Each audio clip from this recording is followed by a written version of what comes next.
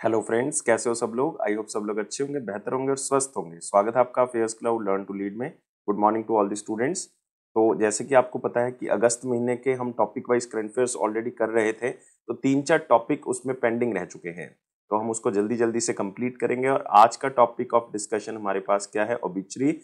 अगस्त 2022 में जो famous personalities हैं जिनकी मृत्यु हो चुकी है, तो बहुत ही इंपॉर्टेंट हमारे लिए हो सकते हैं किसी भी एग्जाम के लिए। तो वीडियो को बिल्कुल लास्ट तक जो है वो आपने जरूर देखना है।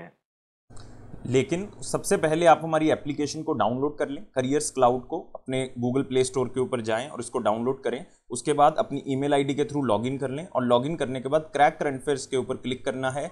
आप 1 साल या 2 साल की सब्सक्रिप्शन जो है वो बाय कर सकते हैं। दोनों का ही प्राइस बहुत कम है।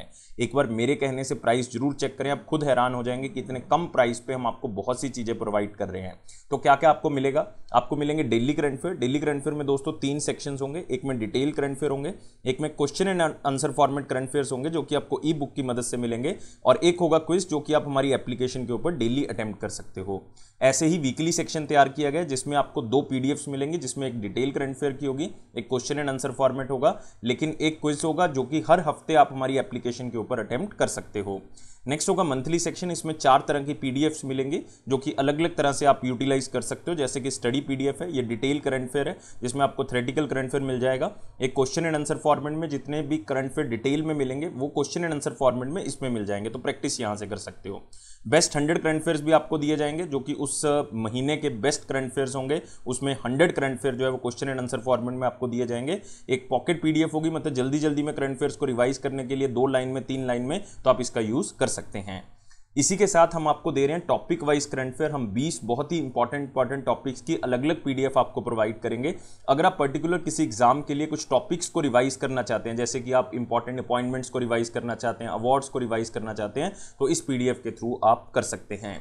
अगर आप बैंकिंग स्टूडेंट है, बैंकिंग एग्जाम की तैयारी कर रहे हैं, तो हम आपको 3 अलग चीजें प्रोवाइड करेंगे, जिसमें बैंकिंग एंड इकोनॉमी से रिलेटेड डिटेल करंट अफेयर, उसी से related question and answer format current affair आपको पीडीएफ में मिल जाएगा, और बैंकिंग एंड इकोनॉमी का क्विज भी आप अटेम्प्ट कर सकते हो। हर महीने अटेम्प्ट कर सकते हो हमारी एप्लीकेशन के ऊपर।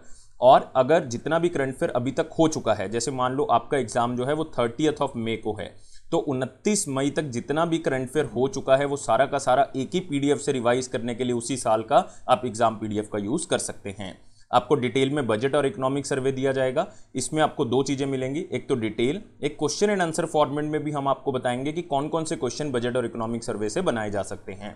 और अगर आप किसी भी स्टेट एग्जाम की तैयारी कर रहे हैं तो हम आपको हर स्टेट का, हर यूनियन टेरिटरी का करंट अफेयर भी अलग से प्रोवाइड करते हैं। तो ये सारी चीजें दोस्तों अलग अलग नहीं, सिर्फ एक ही सब्सक्रिप्शन में आपको मिलेंगी। सिर्फ आप हमारी एप्लीकेशन को डाउनलोड करें, क्रैक करंट अफेयर्स के ऊपर क्लिक करके उसको सब्सक्राइब करें।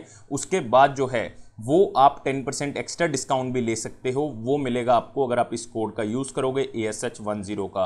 लेकिन किसी भी तरह की क्वेरी है तो इस ईमेल आईडी पे हमें मेल कर सकते हैं, इस नंबर पे हमें कांटेक्ट भी कर सकते हैं। तो स्टार्ट करते हैं अगस्त महीने के टॉपिक वाइज करंट अफेयर। और आज हमारा टॉपिक ऑफ डिस्कशन क्या है, ऑबिचुरी। मतलब अगर अगस्त महीने में किसी बहुत ही फेमस पर्सनैलिटी की डेथ हुई है, मृत्यु हुई है, तो उसको हम ध्यान से देखेंगे, उनकी अचीवमेंट्स के बारे में डिस्कशन करेंगे ताकि हर एग्जाम में आप उसको कवर कर सको। तो इसमें पहला क्वेश्चन है, फिडेल वाल्देस रामोस। नाम को आपने थोड़ा सा एक बार पढ़ लेना है ताकि आपको ऑप्शन देख के याद आ जाए। फिडेल वाल्देस रामोस, इनका रिसेंटली देहांत हो गया है। ये कौन सी कंट्री के पुराने प्रेसिडेंट रह चुके हैं, और ये रह चुके हैं दोस्तों फिलीपींस के। तो आंसर क्या होगा इसका, सेकंड होगा।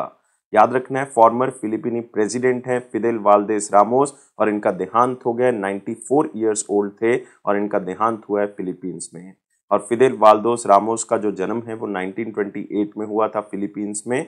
और ये फिलिपिनो जर्नल भी रह चुके हैं और पॉलिटिशियन तो है ही हैं, और साथ में ये 12th प्रेसिडेंट रहे थे फिलीपींस के 1992 से लेके 98 के बीच में। और इनको पॉपुलरली FVR के नाम से जाना जाता है। FVR नाम से पता लग रहा है, फिदेल वाल्देस रामोस, या फिर इनको स्टडी एडी के नाम से भी जाना जाता है। तो आप यहाँ पे इनका फोटो देख सकते हैं। Fidel the study Eddie Ramos passed away and he was the former president of Philippine and he was the 12th president like from 1992 to 98. Moving to next question. Pulitzer prize awardee David Gob McCullough recently passed away. Recently उनका देहांत हो गया। कौन सी book के लिए उनको Pulitzer prize मिला था 1993 में पहली बार। क्योंकि उनको 2 बार जो है वो पुलित्जर प्राइज मिल चुका है, 2002 में भी मिल चुका है। और जब पहली बार मिला था 1993 में, उस बुक का नाम था ट्रूमैन या ट्रूमन, तो आंसर क्या होगा यहाँ पे 3। So Pulitzer prize winning American author हैं, हिस्टोरियन हैं डेविड गॉब मैकक्लॉग। उनका देहांत हो गया, 89 ईयर्स ओल्ड थे, और उनका जो देहांत हुआ है वो यूनाइटेड स्टेट्स ऑफ अमेरिका में हुआ है। और उनको पुलित्जर प्राइज दिया गया था 1993 में पहली बार ट्रूमैन, जो कि एक बायोग्राफी है हैरी एस ट्रूमैन की, जो कि 33rd प्रेसिडेंट थे यूनाइटेड स्टेट्स ऑफ अमेरिका के। ऐसे ही उनको 2002 में भी जो है पुलित्जर प्राइज दिया गया जॉन एडम्स बुक के लिए, और जॉन एडम्स जो हैं वो 2nd यूएसए के प्रेसिडेंट थे, मतलब ये उनकी बायोग्राफी थी। उनको 2 बार नेशनल अवार्ड भी मिल चुका है, नेशनल बुक अवार्ड मिल चुका है, और बुक का नाम था, एक का था the path between the seas, the path between the seas, मतलब वो बात कर रहे हैं पैनामा कैनाल की, मतलब the creation of Panama canal, जो कि अवार्ड इनको मिला 1978 में। और एक इनको नेशनल बुक अवार्ड मिला था 1982 में, और बुक का नाम था morning on horseback, morning on horseback. तो ये नाम बहुत इंपॉर्टेंट है, डेविड गॉब मैकक्लॉग। तो आप यहां भी देख सकते हैं डेविड मैकक्लॉग, बुक का नाम है ट्रूमैन। अगला क्वेश्चन है पीवी कामराज, एक एशियन चैंपियनशिप मेडलिस्ट हैं तमिलनाडु से, उनका रिसेंटली देहांत हो गया है। सबसे इंपॉर्टेंटली आपने याद रखना है कि पीवी कामराज कौन सी स्टेट से बिलोंग करते हैं, तमिलनाडु से। कौन सी स्पोर्ट्स कैटेगरी के अंदर उन्होंने ब्रॉन्ज मेडल जीता था 1979 की एशियन चैंपियनशिप, जो कि टोक्यो जापान में हुई थी। तो बहुत ही इंपॉर्टेंट क्वेश्चन है, क्योंकि हम बात कर रहे हैं बहुत ही फेमस इंटरनेशनल एथलीट की, पीवी कामराज, जो कि 4x400 मीटर की इंडियन मेंस रिले टीम का हिस्सा थे, और ब्रॉन्ज मेडल जीते थे 1979 की जो चैंपियनशिप थी टोक्यो जापान के अंदर हुई थी। इनका देहांत हो गया है तमिलनाडु के अंदर, एंड इनका जन्म भी तमिलनाडु में हुआ था। और पीवी कामराज जो है वो बहुत से मेडल जीत चुके हैं नेशनल मीट्स के दौरान, लाइक गोल्ड जीत चुके हैं, सिल्वर जीत चुके हैं, ब्रॉन्ज जीत चुके हैं 400 मीटर हर्डल के अंदर 1977 से लेके 80 के बीच में। और ये ट्रेंड कोच हैं नेशनल इंस्टीट्यूशन ऑफ स्पोर्ट्स के, और साथ ही साथ इन्होंने तमिलनाडु स्टेट टीम को भी क्या किया है, बहुत सालों तक कोच किया है। मतलब ये बहुत ही फेमस क्या थे, एथलेटिक्स कैटेगरी के अंदर आते हैं, बहुत ही फेमस एथलीट थे। अगले क्वेश्चन के ऊपर आते हैं। National award winner Shivamogga Subbanna ji recently passed away, इनका देहांत हो गया है। ये कौन सी फील्ड से बिलोंग करते थे? तो सबसे पहले आपने याद रखना है कि ये कर्नाटका से आते हैं, और ये बिलोंग करते हैं सिंगिंग कैटेगरी से। तो आंसर क्या होगा इसका 4। तो 83 साल के national award winner singer Shivamogga Subbanna ji, इनका देहांत हो गया है कर्नाटका के अंदर। और शिवमोगा सुबना जो है वो फर्स्ट कन्नडिगा सिंगर हैं, फर्स्ट कन्नडिगा सिंगर, कन्नड़ जो है वो वहां की लैंग्वेज है, फर्स्ट कन्नडिगा सिंगर जिनको नेशनल अवार्ड मिला था सिंगिंग के अंदर, और सॉन्ग था उनका कादू कुदरे ओदी बनिता बंदिता। तो मेरी प्रोनाउंसिएशन गलत हो सकती है, ये कन्नड़ लैंग्वेज में है, और फिल्म का नाम क्या था, कदू कदूरे, और ये फिल्म रिलीज हुई थी 1979 में। और इनको लाइक सुगम संगीत के तौर पे जाना जाता था, क्योंकि सुगम संगीत जो है वो एक जेनर है पोइट्री का कन्नड़ के अंदर, और जो कि आकाशवाणी और दूरदर्शन के अंदर भी जो है वो कई तरह से गाया जाता था। मतलब सिंगर थे बहुत ही फेमस आकाशवाणी और दूरदर्शन के। और 2009 में इनकी बायोग्राफी जो है वो लिखी गई थी, मतलब सुबनास की लाइफ जो है या उनकी अचीवमेंट जो है वो लिखी गई, और इनकी बायोग्राफी का नाम था गौरव अन्विता, ये भी आप याद रख सकते हैं।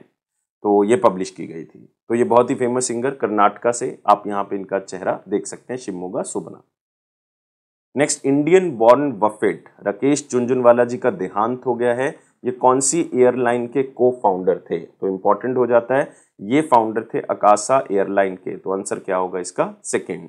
तो बिलियनियर बिजनेसमैन और बहुत ही फेमस इन्वेस्टर राकेश झुनझुनवाला जी का देहांत हो गया, 62 साल के थे, और महाराष्ट्र में इनका देहांत हो गया, और इनको कार्डियक अरेस्ट हुआ था। इनको बिग बुल के नाम से जाना जाता है, big bull of Dalal street या किंग ऑफ बुल मार्केट या बिग बुल के नाम से जाना जाता है। और इनको इंडिया का वॉरेन बफेट भी कहा जाता है, क्योंकि वॉरेन बफेट एक यूएसए में बहुत ही फेमस इन्वेस्टर हैं। और राकेश झुनझुनवाला ने अकासा एयरलाइन को स्टार्ट किया, और मुंबई से लेके अहमदाबाद को इसकी पहली फ्लाइट जो है वो चलाई गई 7 अगस्त 2022 को, और कुछ ही टाइम पीरियड के बाद इनका देहांत हो गया।